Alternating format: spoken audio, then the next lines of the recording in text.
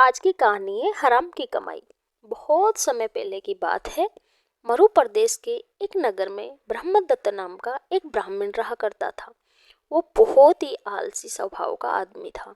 वो बिना परिश्रम किए ही हर तरह की सुख सुविधा और आराम प्राप्त करना चाहता था। उसकी पत्नी और उसके माता पिता उसकी इन आदतों से बहुत ही ज्यादा तंग आ चुके थे।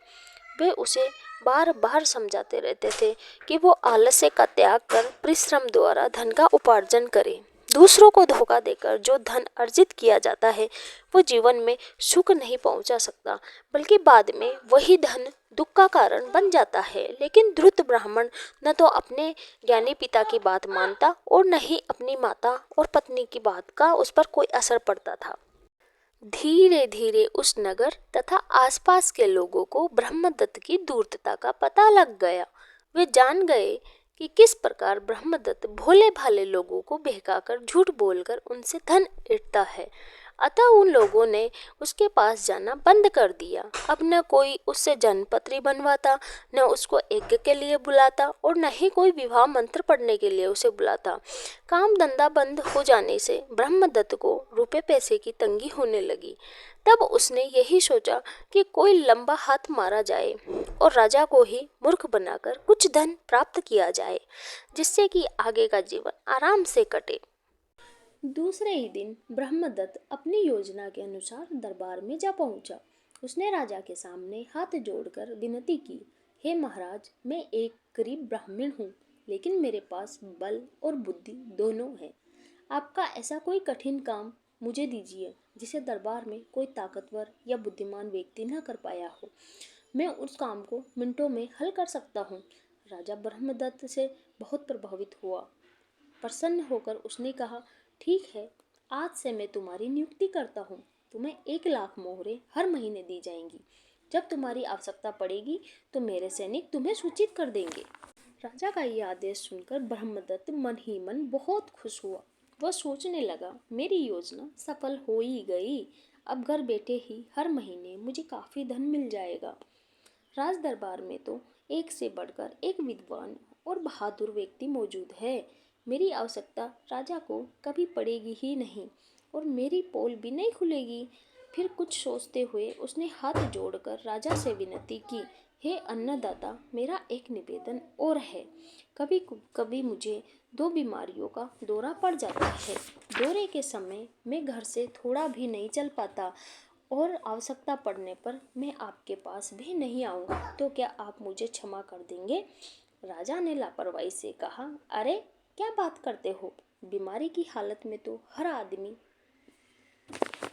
उस समय मैं तुम्हें कोई कठिन काम नहीं दूंगा, तुम चिंता मत करो। तुम अभी घर जाकर आराम करो। आवश्यकता पड़ने पर मेरे सिपाही तुम्हें खबर कर देंगे। ब्रह्मदत्त निहाल होकर उठ गया। खुशी से झूमता हुआ वह अपने घर लौट आया। अब वह अपनी बुद्धिमानी की धौंस सब पर जमाता रहता था। उसकी 5 उंगलियां घी में थी। घर बैठे ही राजा के सिपाही महीना आरंभ होते ही 1,00,000 मोहरे पहुंचा देते थे। ब्रह्मदत्त की आर्थिक स्थिति धीरे धीरे सुधर गई थी। बड़ा सा शानदार मकान बन गया। कई नौकर चाकर घर के कार्यों के लिए रख लिए थे। राजा के दरबार के विद्वानों पहलवानों को ब्रह्मदत्त का घर बैठे 1,00,000 मोहरे हजम कर जाना अकर रहा था। एक दिन संस्कृत के श्लोक पाठ के सिलसिले में राज दरबार के विद्वानों ने राजा के समक्ष एक प्रस्ताव रखा। उन्होंने कहा कि महाराज, ब्रह्मदत्त को इस अवसर पर बुला लिया जाए। वो बहुत ही महान आदमी है, अपने आप को ऐसा बताता है। राजा ने तुरंत सिपाहियों को आदेश दिया और ब्रह्मदत्त को अपने दरबार में बुला लिया। ब्रह्मदत्त ने राजा से कहा, महाराजा, मुझे अभी एक सनसनी दौरा पड़ा हुआ है।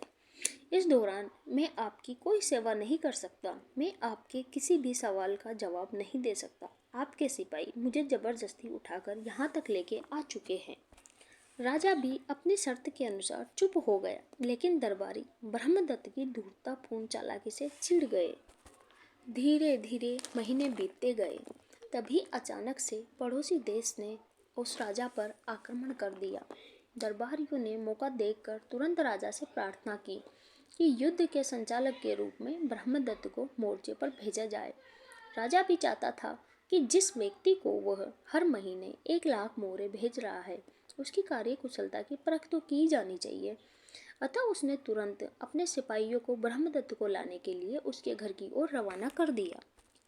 युद्ध छिड़ जाने की खबर ब्रह्मदत्त के कानों में भी पड़ चुकी थी। वह राजा के बुलाने के इंतजार में बैठा हुआ था। राजा के भेजे गए सैनिक जब ब्रह्मदत्त के पास पहुंचे तो उसने उनसे कहा, महाराज से कह देना कि मैं अभी एक सनसनी दौरे से गुजर रहा हूँ, इसी कारण मैं उनके दरबार में उपस्थित नहीं हो सकता। महाराज से कहना कि वो मुझे क्षमा करे। सिपाहियों द्वारा ब्रह्मदत्त का यह उत्तर सुनकर राजा को यह समझते देर नहीं लगी कि धूर्त ब्राह्मण चालाकी कर रहा है। उसने सिपाहियों को ब्रह्मदत्त को पकड़ कर ले आने का आदेश दिया। सैनिक ब्रह्मदत्त को पकड़ लाए और उसे राजा के सामने पेश कर दिया। राजा ने ब्रह्मदत्त से पूछा, क्यों धूर्त ब्राह्मण, तुम्हें ये कौन सी विचित्र बीमारियां होती है? पिछली बार भी तुमने आने से इनकार कर दिया और इस बार भी बीमारी का बहाना बनाकर तुमने मेरे आदेश का उल्लंघन करने की कोशिश की।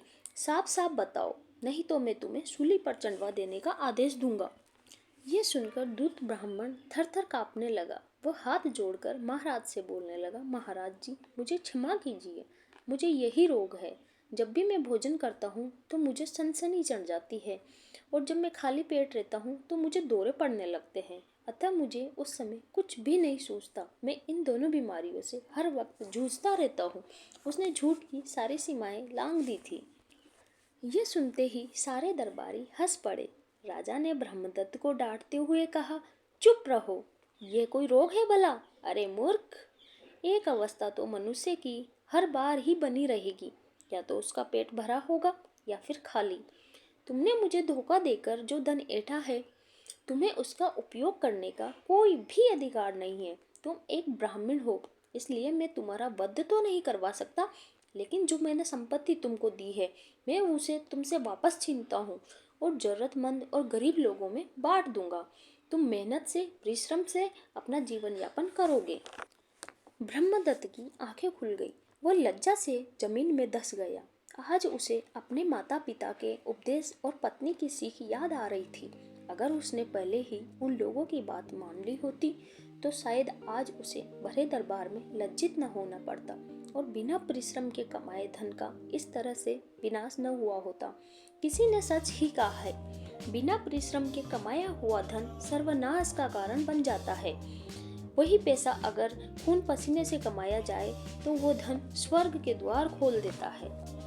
तो दोस्तों, स्टोरी पसंद आए तो लाइक, शेयर एंड सब्सक्राइब जरूर करना और लालच कभी भी मत करना। मेहनत की कमाई खाना, हराम की कभी भी नहीं।